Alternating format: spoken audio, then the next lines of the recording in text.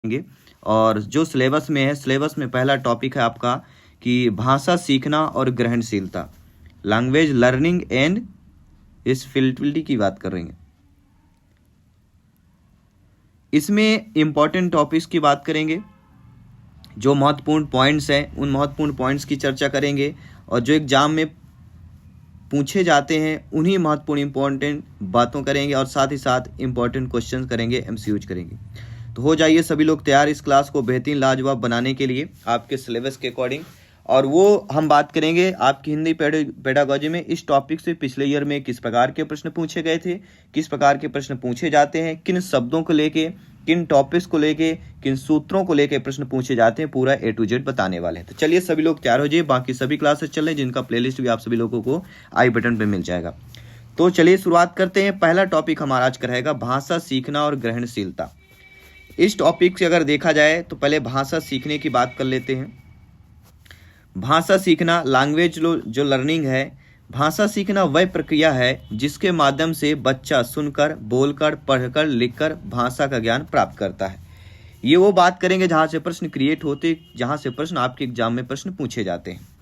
तो भाषा सीखना वह प्रक्रिया है जिसके माध्यम से बच्चा सुनकर, बोलकर, पढ़कर, लिखकर भाषा का ज्ञान प्राप्त करता है।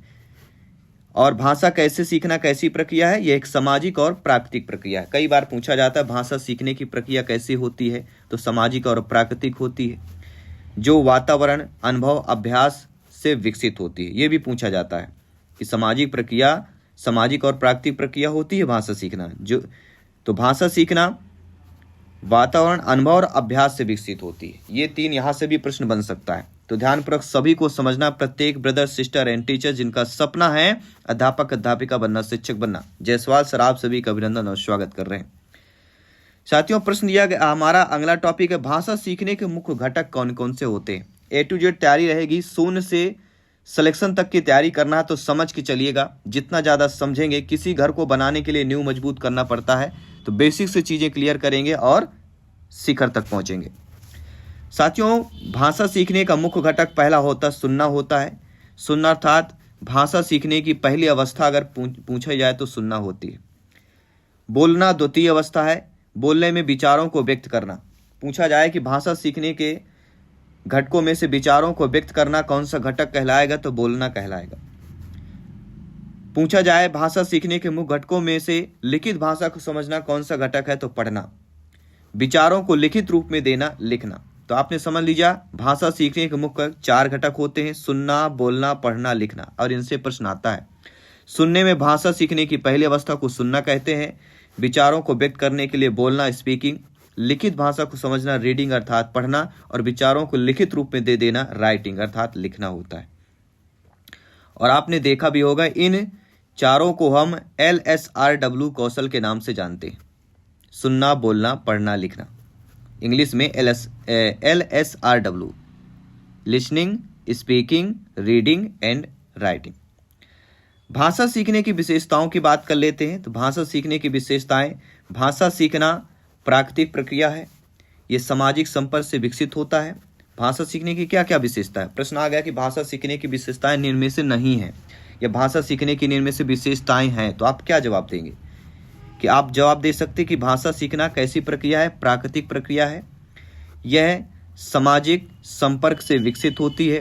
क्या होता है? यह सामाजिक संपर्क से विकसित होती है। भाषा सीखने में अनुभव और वातावरण की महत्वपूर्ण भूमिका होती है, अक्सर पूछा जाता है। भाषा सीखना निरंतर चलने वाली प्रक्रिया है।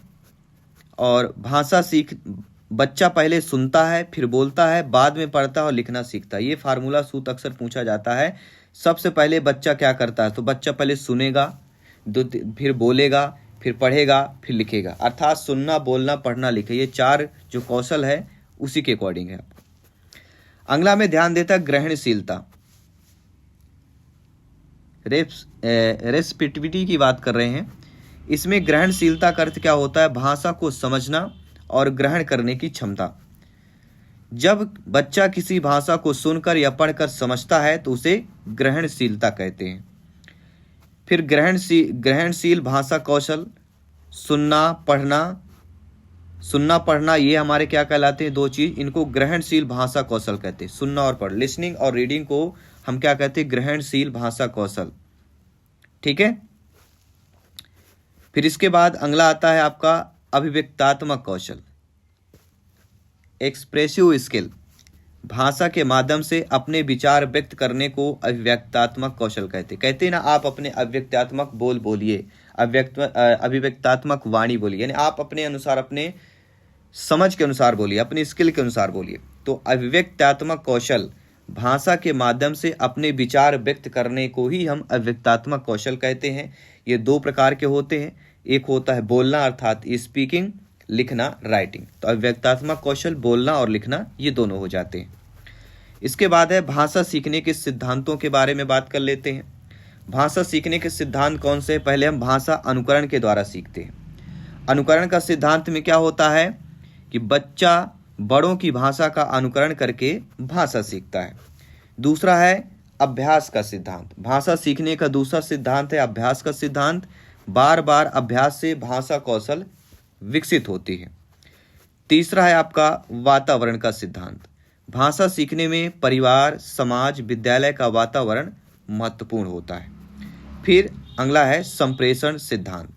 भाषा का मुख्य उद्देश्य संचार करना होता है। तो हमने क्या समझे, भाषा सीखने के 4 सिद्धांत हैं। अनुकरण का सिद्धांत, अभ्यास का सिद्धांत, वातावरण का सिद्धांत और आपका संप्रेषण का सिद्धांत। जिनको ये नोट्स चाहिए, हमारी टॉपर नोट्स भी उपलब्धता है, सभी को पता होगा। हमारी टॉपर नोट्स प्राप्त करने के लिए केवल आपको व्हाट्सएप मैसेज करना है 9630689598। इसमें आपको व्हाट्सएप मैसेज करेंगे। टॉपर नोट्स भी हमारी उपलब्ध है एनसीईआरटी वेस्ट न्यू सिलेबस के अकॉर्डिंग। और ये जो सारी हम पीडीएफ क्लास पढ़ा रहे हैं, जिनका टॉपर नोट्स जो हमारे उपलब्ध है, उनका एक ग्रुप बनाया गया है और ग्रुप में इन सारी पीडीएफ फाइल को हम फ्री में उनको प्राप्त करवा रहे हैं। जितनी भी क्लासेज होगी सारी पीडीएफ फाइल उनको मिलेगी जो हमारे टॉपर नोट्स यहाँ पे लेंगे और उनका एक ग्रुप बनाएगा, वो ग्रुप ज्वाइन करेंगे और इनको सारी पीडीएफ फाइल ये फ्री में भी आपको उपलब्ध होगी।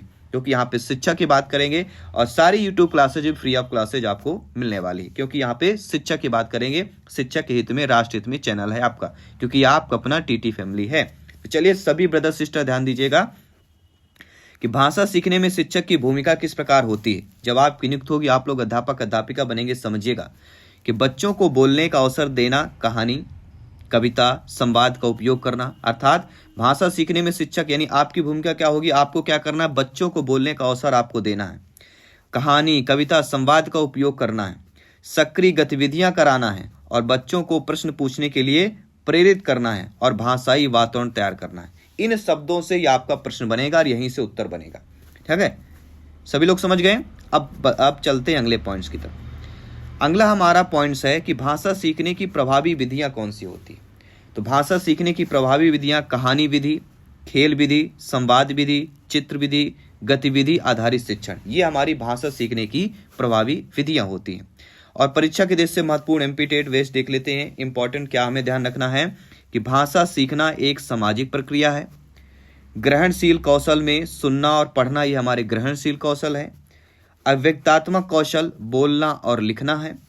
भाषा अधिगम में पर्यावरण और अनुभव का महत्वपूर्ण योगदान है। ये इंपॉर्टेंट है, ये प्रश्न पूछे जा सकते हैं, संभावित प्रश्न है। तो A to Z हमने वो चीजें बताई जो एग्जाम में पूछी जाती है। बेवजह चीजें हमें नहीं पढ़ना है, समय को सदुपयोग करना है।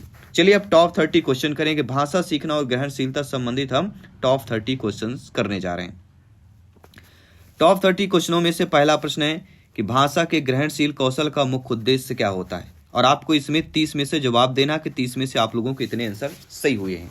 तो सभी लोग सटीक ध्यानपूर्वक समझिएगा।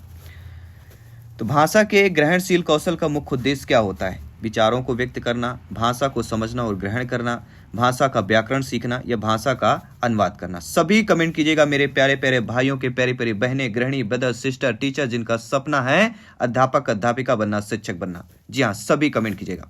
आज मेहनत करेंगे, कल अवश्य सफल होंगे। अपने माता पिता का सपना साकार करना है तो मेहनत में लग जाइए, सफलता अवश्य निश्चित ही मिलेगी।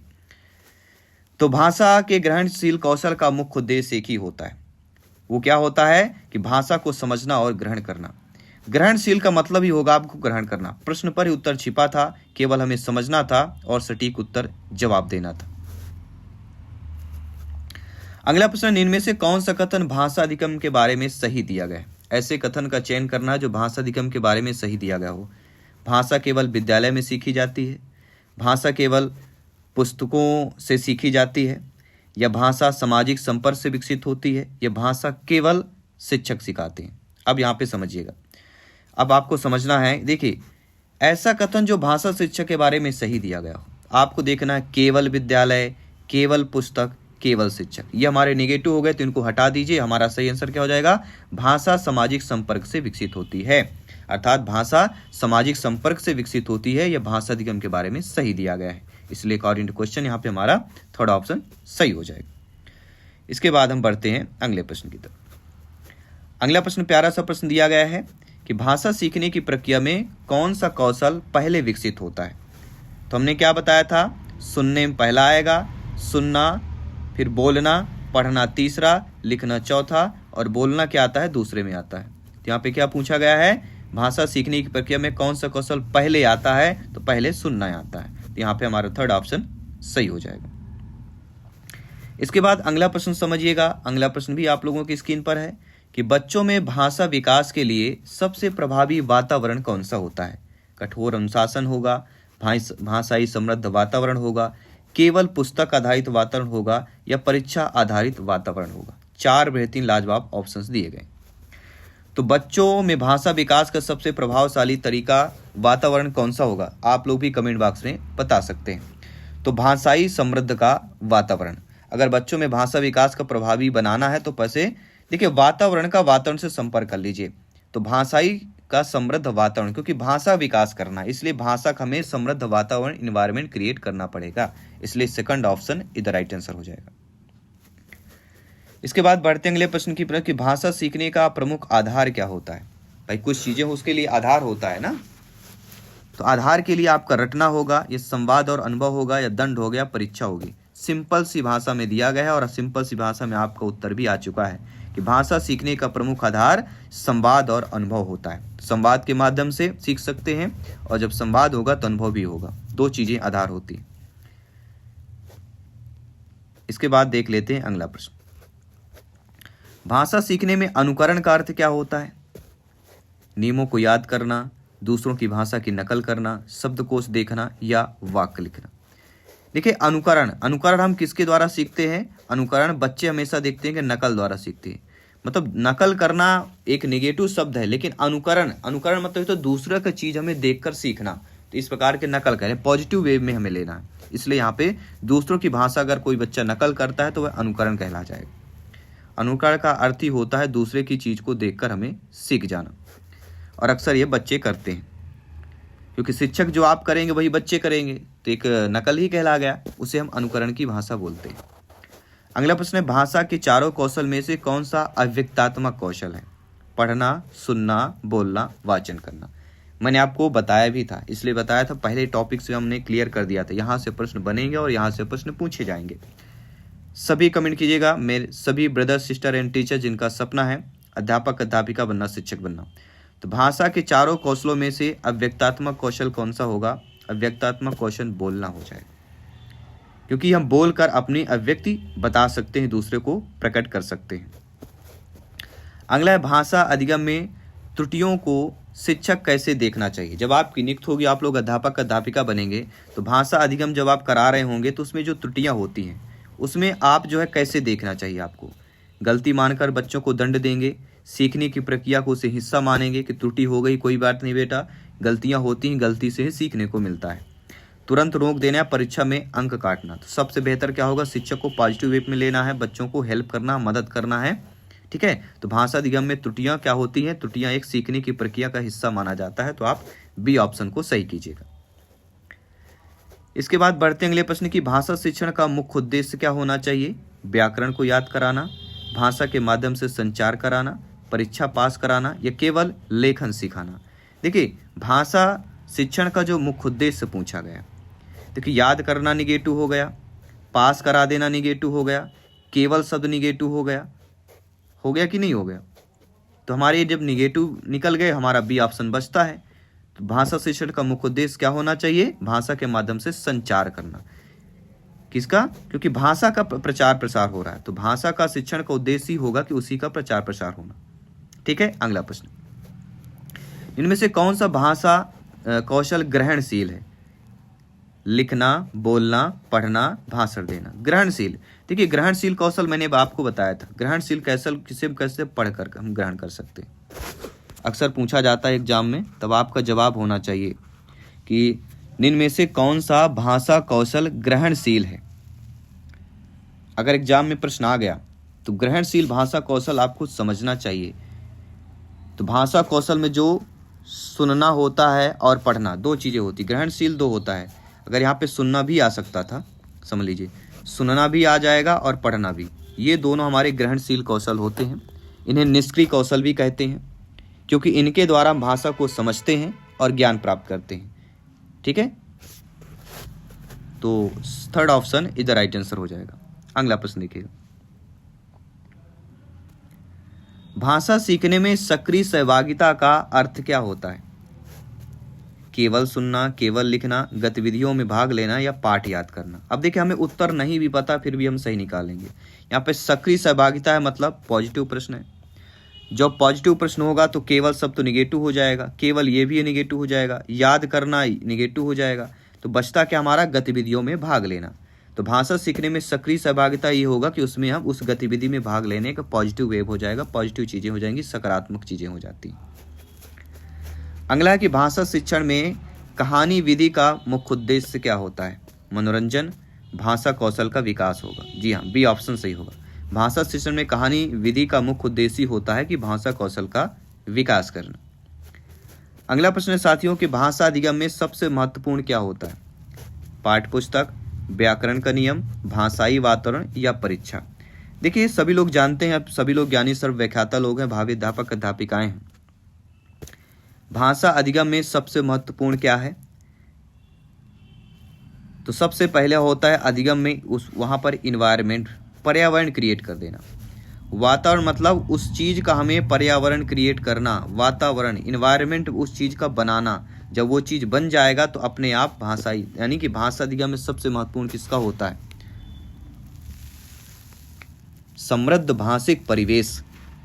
समृद्ध भाषिक परिवेश को हम भाषाई वातावरण कहते हैं। सामाजिक अंतःक्रिया होता है, अर्थपूर्ण संदर्भ होता है, लेकिन समृद्ध भाषिक परिवेश बेस्ट ऑप्शन जाएगा, क्योंकि भाषा केवल नियमों से नहीं बल्कि बातचीत, अनुकरण, संदर्भ के प्रयोग से भी सीखी जाती है, और यह बाल साहित्य और संवाद की महत्वपूर्ण भूमिका भी निभाते हैं। तो सामाजिक अंतःक्रिया, भाषा अर्जन की प्रक्रिया, प्रोत्साहन, ये सारी चीज़ें आएंगी, आने वाले क्लास में हम चर्चा करेंगे। अगला प्रश्न है दोस्तों स्क्रीन पर है कि भाषा सीखने में सबसे प्रभावी शिक्षण विधि कौन सी होती? बेहतरीन प्रश्न है।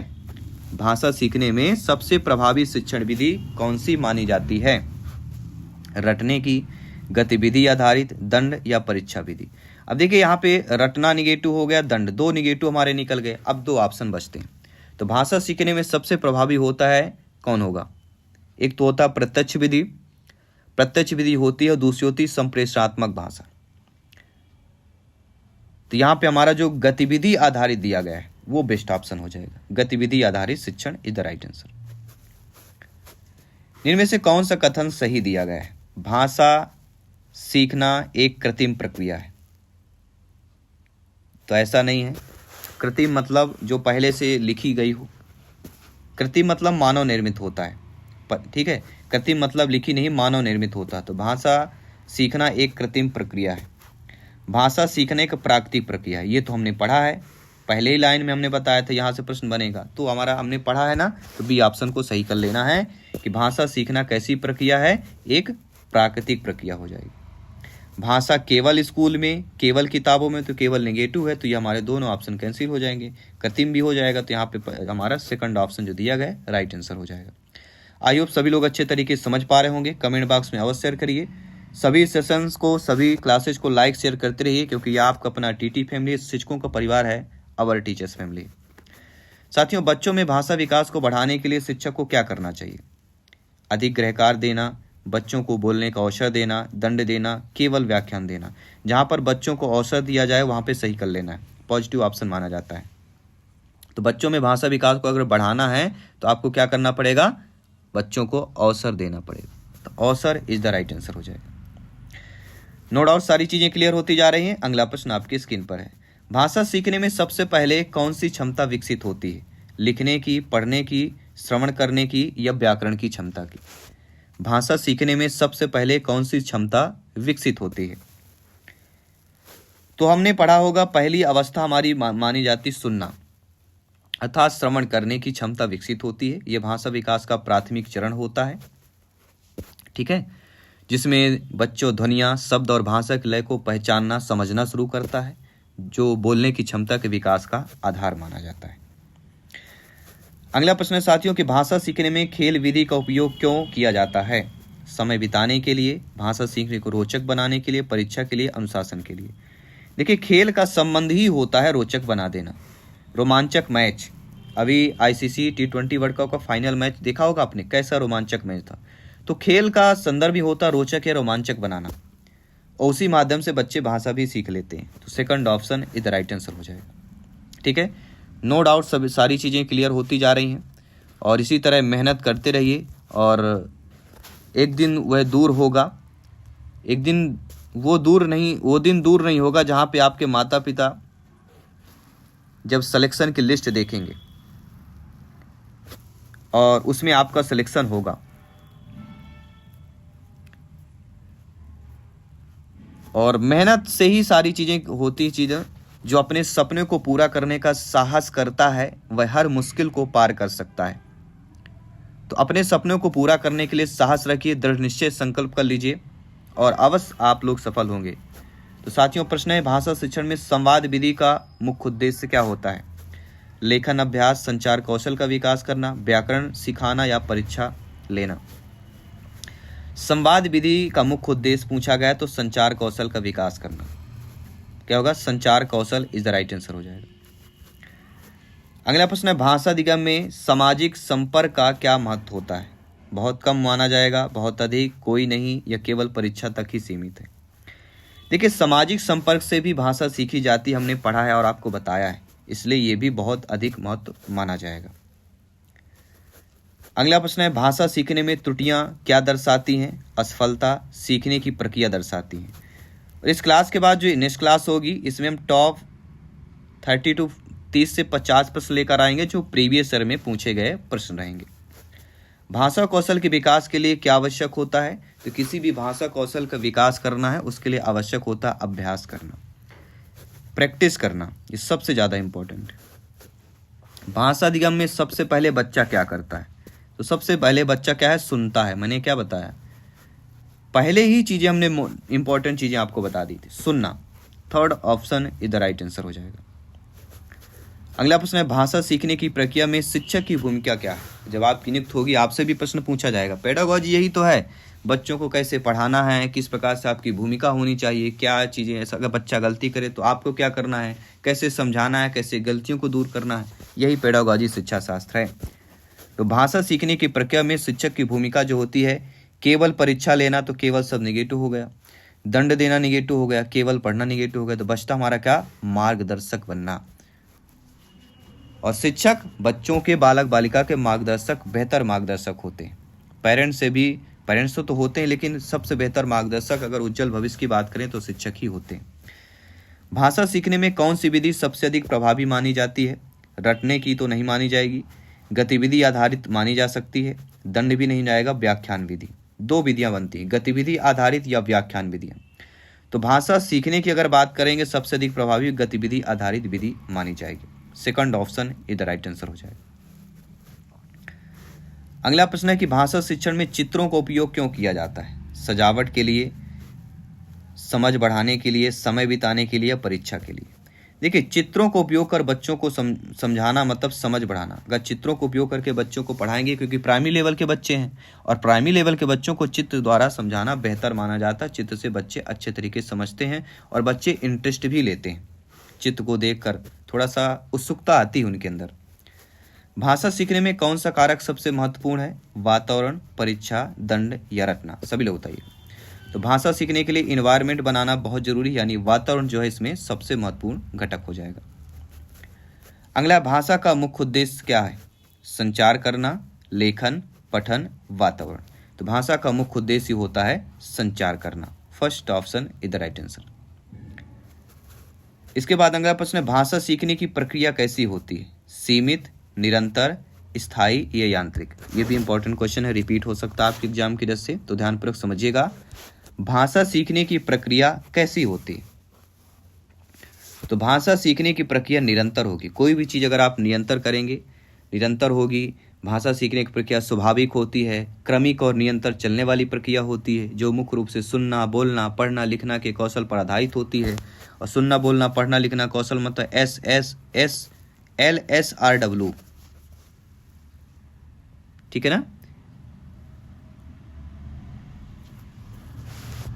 चलिए, इसके बाद 30वां प्रश्न आप लोगों की स्क्रीन पर आ चुका है। सभी लोग ध्यानपूर्वक समझिएगा, फीडबैक कीजिएगा। प्रश्न दिया गया है, भाषा सीखने में बच्चों को क्या देना सबसे जरूरी है? दंड, अवसर, परीक्षा, गृहकार्य। तो इसको आपको, इसका आंसर आपको कमेंट बॉक्स में बताना है। ये मॉक क्वेश्चन हम आप सभी के लिए दे रहे हैं, इसका आंसर सभी को कमेंट बॉक्स में बताना है। और साथ ही साथ ये भी बताना है कि आप लोगों ने 30 में से कितना, 30 प्रश्नों में से आप लोगों ने कितना आंसर सही किया है, ये भी कमेंट करके बताना है। सारी क्लासेज मिलेगी, प्लेलिस्ट भी बना दिया गया है नीचे, प्लेलिस्ट को पढ़िए, बेहतरीन कीजिए। और हमेशा अपने दिल में, दिमाग में एक चीज़ बैठा लीजिए कि जो लोग मेहनत करते हैं उन्हें कभी हार नहीं मिलती है। तो हमेशा अपने दिल की सुनो, तो वो तुम्हें सही दिशा जरूर दिखाएगी। और सपनों की कोई उम्र नहीं होती है, बस उन्हें देखने का हौसला चाहिए।